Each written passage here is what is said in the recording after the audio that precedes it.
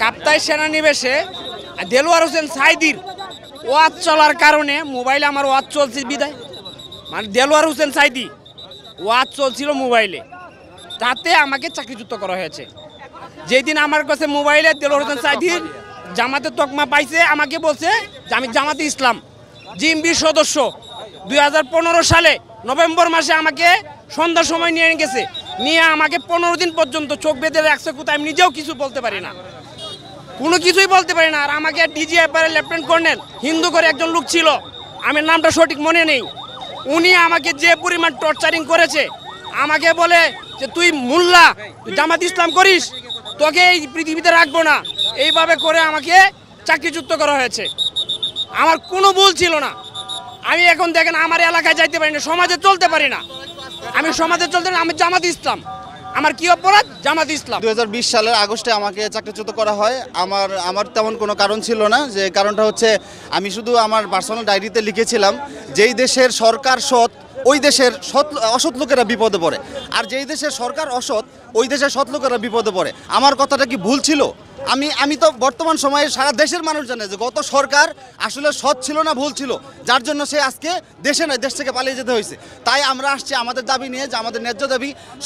স্বৈরাচার সরকার আমলে আমাদেরকে অন্যায়ভাবে চাকরিচ্যুত করা হয়েছে। যেমন আমি ভুক্তভোগী, আমাদের সহযোদ্ধা সবাই এখানে সবাই ভুক্তভোগী। আমাদের দাবি আমাদের একটাই, যে আমাদের চাকরি এবং আমাদের সম্মান ফেরত চাই, এছাড়া আমাদের আর কোনো দাবি নেই। তার সম্মান শেষ হয়ে গিয়েছে, তার ইউনিফর্ম কেড়ে নিয়েছে, আজ সেই সম্মান শহীদ পরিবারের সাথে থাকতে পারছে না, কোথাও শেষ ন্যায্য সম্মান পাচ্ছে না।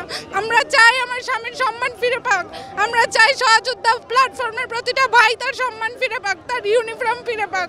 তার চাকরি গিয়েছে, এটা ব্যক্তিগত আক্রোশমূলক কারণে চাকরি গিয়েছে। আমার স্বামীর কোনো ভুল ছিল না, আমার স্বামীকে তার প্রাপ্য সম্মানটুকু দেয়নি, রাজনৈতিক কারণে তাকে চাকরিচ্যুত করা হয়েছে, মিথ্যা অপবাদ দিয়ে চাকরিচ্যুত করা হয়েছে। আমি চাই আমার স্বামীর চাকরি ফিরে দেওয়া হোক।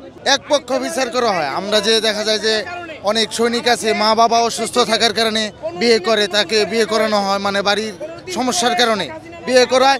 এইটা যদি কেউ জানতে পারে আমাদেরই, তাহলে চাকরি থেকে আউট, আর কোনো মানে নাই। আমাদের মূলত এটা সংস্কার করা দরকার। একটা অফিসার সে নিজে যদি চায় একটা সৈনিককে আউট করে দেবে, আর কিচ্ছু লাগে না, কোনো ডকুমেন্টস কোনো কিচ্ছু লাগে না। সে বলবে যে ও নেশা করে, ও নেশাগ্রস্ত, ও হ্যান ত্যান, এরকম শেষ, ওরা আউট করে দিব। আর কোনো আইন বা আরও কোনো জায়গায় যাইতে হবে না। একজন সিও সাইন দেবে, একটা সৈনিকের চাকরি নাই। এটা থেকে আমরা মুক্তি চাই। অবৈধভাবে টোটালি আমাদের উপরে নির্যাতন, আর কিচ্ছু না, নির্যাতন ছাড়া আর কিচ্ছু নাই। আমরা এটা সংস্করণ চাই। গত 3 মাস যাবৎ মাননীয় প্রধান উপদেষ্টা বরাবর 2টি স্মারকলিপি দিয়েছি এবং সেনাবাহিনী প্রধানকে চিঠির মাধ্যমে এই বিষয়টা অবগত করেছি, কিন্তু এতদিন পর্যন্ত ওনারা কোনো দৃশ্যমান পদক্ষেপ গ্রহণ করেননি। সে কারণে আজকে আমরা 3 দফা দাবি জানিয়ে অবস্থান কর্মসূচি পালন করছি। এই অবস্থান কর্মসূচির উপর ভিত্তি করে 3 বাহিনী প্রধানের পক্ষ থেকে প্রতিনিধি স্যাররা এসেছেন এবং এএফডি থেকে প্রতিনিধি এসেছেন। তো স্যারেরা আমাদের 6 জন সমন্বয়কে ভিতরে নিয়ে গিয়েছিলেন এবং ওনাদের সাথে আমরা একটা মিটিং করেছি। আমাদের কিছু প্রপোজাল ছিল এবং ওনাদের জায়গা থেকে কিছু প্রপোজাল ছিল। সেই জায়গা থেকে আমরা একটা নেগোসিয়েশনে আসছি, যে ওনারা আমাদেরকে কথা দিয়েছেন যে আগামী 5 কর্মদিবসের মধ্যে, অর্থাৎ আজকে থেকে আগামী 5 কর্মদিবসের মধ্যে জাস্টিস ফর কমরেডের প্রতিনিধি এবং সহযোদ্ধা প্ল্যাটফর্মের প্রতিনিধি নিয়ে একটি রিভিউ কমিটি গঠন করা হবে, যার মাধ্যমে পর্যায়ক্রমে আমরা যারা এখানে আছি তাদের দাবিসমূহ মেনে নেওয়া হবে। এটা ওনারা নিশ্চিত করেছেন। আলোচনা আমাদের ফলপ্রসূ হয়েছে।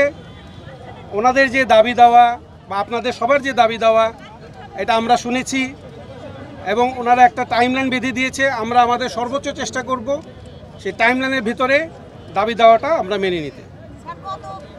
আপনারা আমরা জানি যে আপনারা অত্যন্ত কষ্ট করছেন, সবাই কষ্ট করছেন, হ্যাঁ, আমরা সবাই সমব্যথী। তো কাজেই আমি রিকোয়েস্ট করব, আপনারা আর রোদে এখানে বসে থেকে অনেক বাচ্চা দেখতে পাচ্ছি, বাচ্চাদের নিয়ে এসছেন, আপনাদেরকে সবাইকে এখানে আসার জন্য, ভাই যে কষ্ট করে আসার জন্য ধন্যবাদ জানাচ্ছি। সবাইকে ধন্যবাদ। প্লিজ আপনারা এখন একটু বাড়ি যান।